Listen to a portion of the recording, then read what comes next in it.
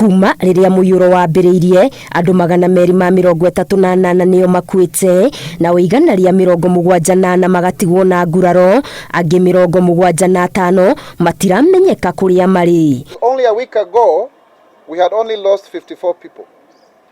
So you can almost see nearly 200 people have lost their lives in a span of a week. So it's quite serious.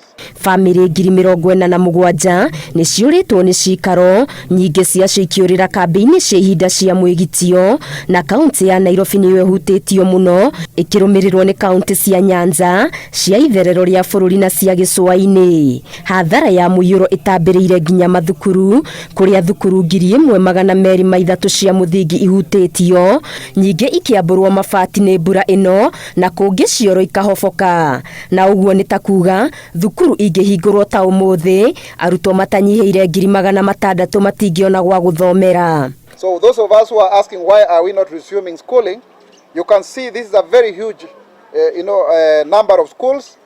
1203 primary schools are already affected, and that has affected 439,081 primary school students. So they have nowhere to go. Na wakihani ati thukuru ici imwe nicio cirahuthika ta kambi cia ihinda cia mwigitio kuri aria moritwo ni cikaro ciao na uguo kumangetheria ugwati wa mirimu ya mai ma giko. In matters transport, landslides, mudslides as well as bridges have been reported in Makueni, Nyandarua and Bomet counties. In fact, like in Nyandarua, Kipipiri constituency, most of the bridges have been washed away. Oho thirikari yugite irahuthira njira cia kiumundu kuruturura aria mari kundu kuria kungetheirwo ni ugwati wa matuika kana muyuro na makiria aria mari ndere-ini cia njui. Mihang'o iria iratwarithio na mbere ni maabitha a KDF magiteithiririo ni ruhonge rwa NYS. Nayo micii 6,900 ni igukorwo ikiamukira kigina gia gwitirithia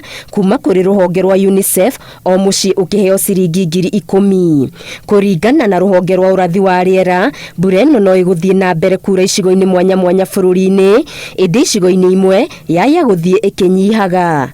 Ngiribotera Inooro TV, Getu Wangari Maria wa Muigana.